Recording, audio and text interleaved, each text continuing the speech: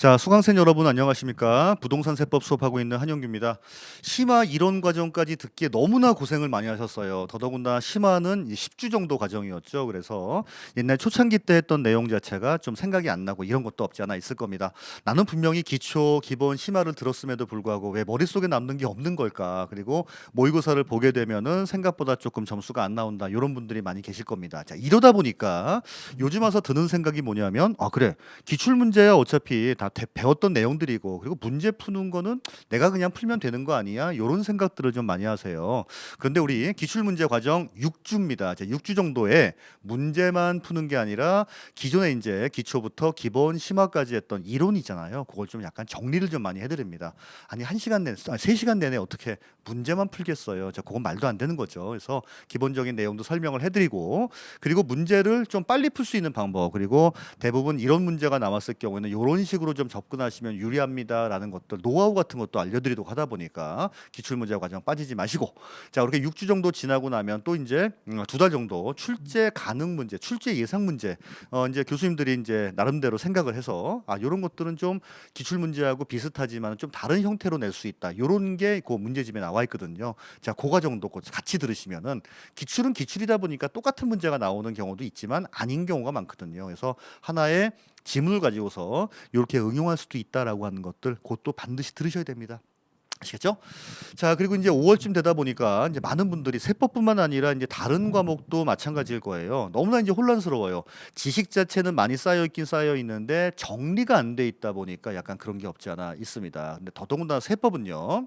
많은 분들이 세법을 그냥 단순하게 암기한다라고 생각하시면은 그런 분들이 많이 계신데 이것도 하나의 흐름이라고 생각하시면 될 것 같아요. 우리 이름 자체가 뭐예요? 부동산 세법이었죠. 그래서 부동산 세법, 부동산을 취득하고 부동산을 보유하고 부동산을 양도했을 때 과세가 되는 세금인데, 내가 도대체 뭘 취득해야 과세하는 건지, 과세 대상 누가 내는 건지, 자, 그다음에 세율을 내가 직접적으로 신고하는데 과세 표준의 세율은 몇 퍼센트인지, 이걸 혹시 안 내게 되면 어떻게 되는 건지, 요거 위주로 생각하시면 좋을 것 같습니다. 내가 집을 산다, 내가 집을 가지고 있다, 내가 집을 판다라고 생각하시면 될 것 같고, 그리고 간혹 가다가 올해 약간 개정 사항이 중간에 있을 것 같긴 한데 그게 다 끝나고 난 다음에 좀 공부를 하겠다, 이런 생각을 하시는 분들이 있어요. 그거는 일부입니다. 그리고 너무 그렇게 급작스럽게 바뀌는 부분에 대해서는 올해 시험에 조금 그렇게 반영이 안 될 가능성도 있다 보니까 그냥 커리큘럼 대로 따라오시면 될 것 같고, 우리가 항상 공부에 끌려다니면 안 됩니다. 내가 공부를 어떻게 리드하셔야 돼요. 그래서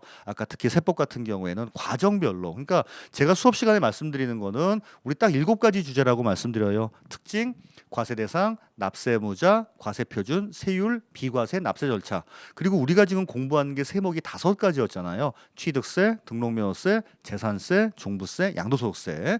이렇게 7, 5, 30 온가요? 35개 정도. 요 정도만 좀 공부하시면 되는데, 내가 지금 공부하고 있는 게 어느 부분에 지금 어느 세목에 어느 파트를 공부하고 있다라고 하는 거를 염두에 두시면서, 그리고 이 규정은 왜 이렇게 해놨을까라고 하는 걸 조금 염두에 두시면 공부하시는 게 편하지 않을까 생각됩니다.